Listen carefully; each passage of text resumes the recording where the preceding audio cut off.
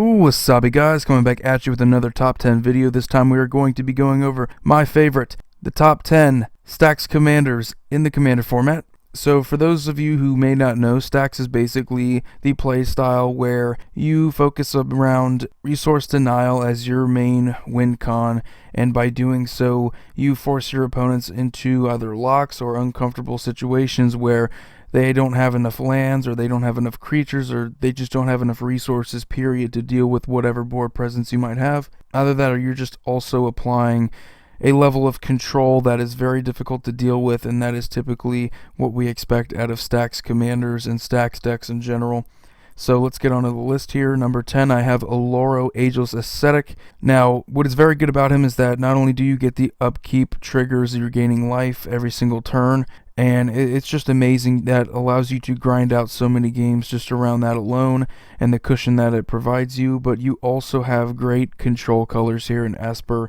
You have good counter spells, you have good removal, you just have it all. So adding in something like, say, an Overburden, just anything that can deal with creatures, keeping your opponents from having creatures, while also just focusing on your main win cons, which are usually going to be associated with life gain or life loss. Usually something like maybe a Debt to the Deathless or an Aetherflux Reservoir, whatever floats your boat.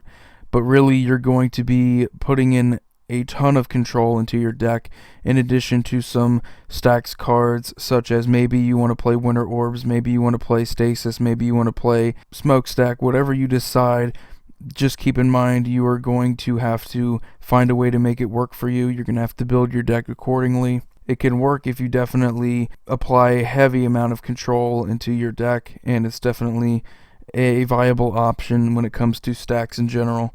So that's why I have a number 10. He is a little bit more or less just control, period. So I don't usually associate him with Stax, but he can most certainly be a Stax commander. Number 9, I have Teak. This guy is ridiculous. Players cannot cast non-creature spells CMC 4 or greater, or cards that have the X in their mana cost, which is just crazy. Not necessarily the most powerful Stax commander, but a very viable option if you want to do the whole Stax resource denial. If you want to do the whole thing where you're just making spells cost more and more and more, and you play a whole bunch of those types of cards, this is definitely a guy to consider. I feel like he's a little weak as a commander. I would rather just put him in as one of the 99 and say another Stax commander deck. As far as just being Stax, period, I mean, he's definitely one of those commanders that does a good job of drawing a ton of hate and just oppressing people, so definitely worth being on this list. Number 8, I have Grand Arbiter Augustine, and quite frankly, I hate this guy. He's definitely oppressive, very similar to Teak, making spells cost just way more than they should be. It's always going to make for a difficult experience. It is challenging. That's the only good thing about him, is that he is actually challenging, but it's almost overbearing at times, because you can just keep putting these effects that make spells cost way more than they should be, and it can get out of hand to the point where nobody really has anything to do because they just don't have enough mana to cast their spells.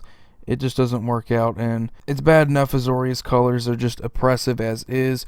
When you throw in the ability to play Stax and just resource denial in general, it makes for a very unfun experience. But definitely, when we think of Stax, he's one of the ones that comes to mind, and it's very oppressive. Number 7, we have another Azorius guy here, Braugo, King Eternal. I feel like he's better for Stax because you have a more viable win con. You're not so much just trying to control. You're really going to be benefiting from ETB effects, and you have your own win cons there, which I believe makes Braugo a better deck than the ones I previously mentioned. When it comes to just playing Stax, you have mana rocks that you can constantly flicker, bring back, and get more mana for, and you could play stuff like Stasis, Static Orb, Winter Orb, and just be out ahead of your opponents, and you can lock them down with a commander like Braugo. Definitely viable and very easy to win the game with Braugo compared to, say, Grand Arbiter. The win cons are more clear, and it's definitely a little bit easier to take advantage of Braugo's abilities. Number 6, I have the Gitrog monster. Now, when we typically think of Stax, we think of the card Smokestack, and Definitely a very viable option in a Get Rog monster deck because you're going to be sacking lands, you're going to be drawing cards, you're going to be playing more lands, you're going to be sacking more lands, drawing even more cards, and you can play cards like Strip Mines, the Wastelands, and there's a ton of different ways to oppress your opponents, and land destruction is definitely at the top of the list at some of the most dickish things you can do, but it's very oppressive and definitely worth being on this list when it comes to stacks in general, mainly because of the fact that Smokestack synergizes very well, and whenever you can sacrifice an excess of lands to get even more card draw and force your opponents to sacrifice permanents, whether it's their creatures or their lands, it's definitely going to help you win the game. Other than that, I think he's very good just overall as a commander for a Golgari control-based deck. You have a ton of removal options, and you have a lot of mana to work with, so you can eventually decide you want to dump it all into something like a Death Cloud. It is always hilarious, and it definitely works out. Number 5, I have Sharuum the Hegemon. Now, very good cards in stacks. Most of them happen to be artifacts. And Smokestack, your Winter Orbs, and your Static Orbs are definitely well known for this. And what's even more oppressive is not only just playing them, but being able to get them back.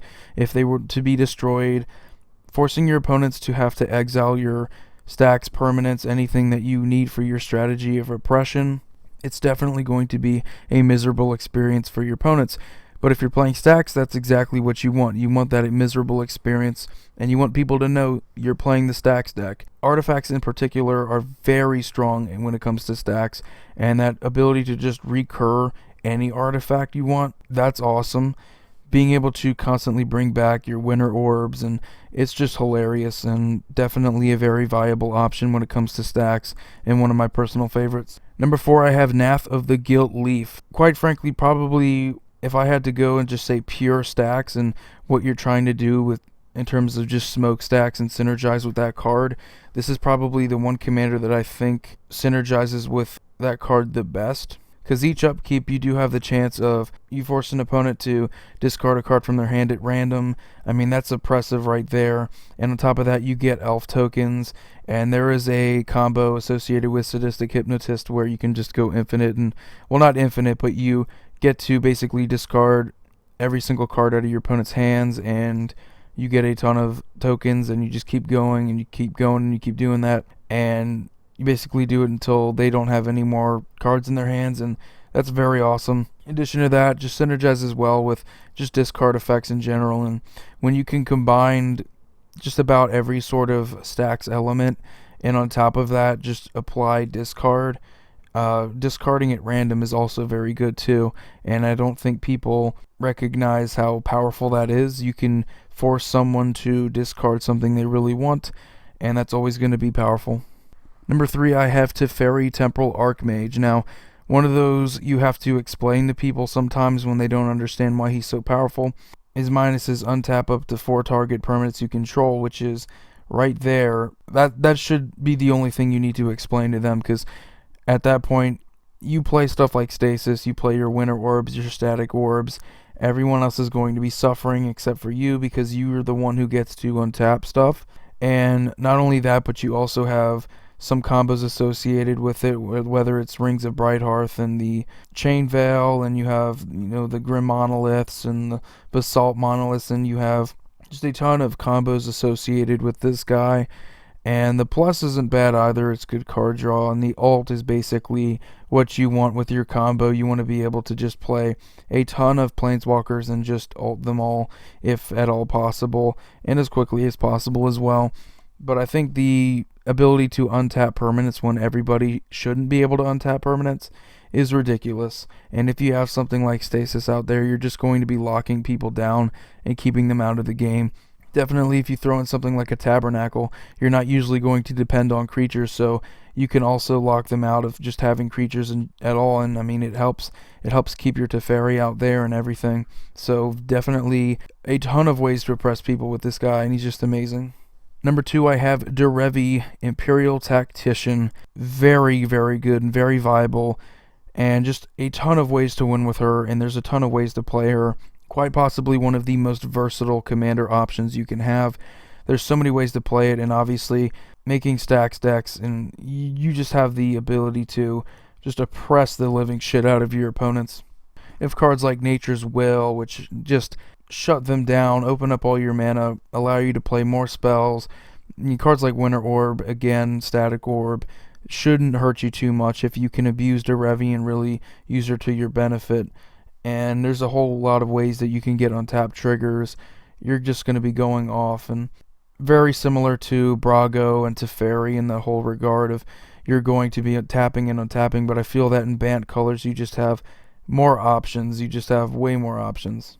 Just playing that green allows you to play other things. You could also play Gaddock Teak and Derevi decks. You could play a ton of things in Derevi that you can't in Teferi and Braugo. So having that untapped trigger, that untapped theme, and Bant colors is very fun as well. And just overall, you have a ton of options when it comes to Stax decks in Derevi. Number 1 is Brea Ethereum Shaper. Absolutely powerful. As soon as she came out, everybody knew that just 4-color artifacts is just insane. The addition of red to say something like Shroom the Hegemon, if you were just going to be playing Esper artifacts, you have an already good deck and a very powerful build right there. But the addition of red allows you to have even more options when it comes to recursion, and even more options when it comes to removal. All the good combo cards I mentioned when associated with Shroom the Hegemon, you can play Shroom and Brea, you could play Duretti Scrap Savant, you could play all these awesome red cards as well. You could play Trash for Treasure. You can just constantly recur powerful Stax themed artifacts and just shut them out of the game. And in addition to that, Brea is just the combo queen now. You have so many combos associated with her, and they're also very involving and very interesting and very fun to pull off. And she's just a very entertaining commander, and all these options, all this versatility associated with her. Yeah, you're going to be making an artifact build, no doubt about it. But when it comes to Stax, already the majority of these Stax cards are just artifacts, so you have synergy built in right there, and it's going to make for a very fluid experience, and it's going to feel right just playing it in Brea, playing something like a Smokestack or playing a Winter Orb, or hell, even a Static Orb, whatever you really decide, it's up to you. Just playing good Stax cards with a commander that already has options, removal options, just stuff like that. It's so good, and having that option to recur in white and red, and just artifact themes, just the artifact recursion that you have among these 4 colors is just amazing. So anyway, guys, that's going to do it for my top 10 list of my favorite Stax commanders. Give me your top 10 list of what you believe are your top 10, and I will definitely appreciate any support you guys can give me. Please subscribe to my channel if you have not already. I do a whole lot of other top 10s. Anyway, Void here signing off. You guys have a wonderful day.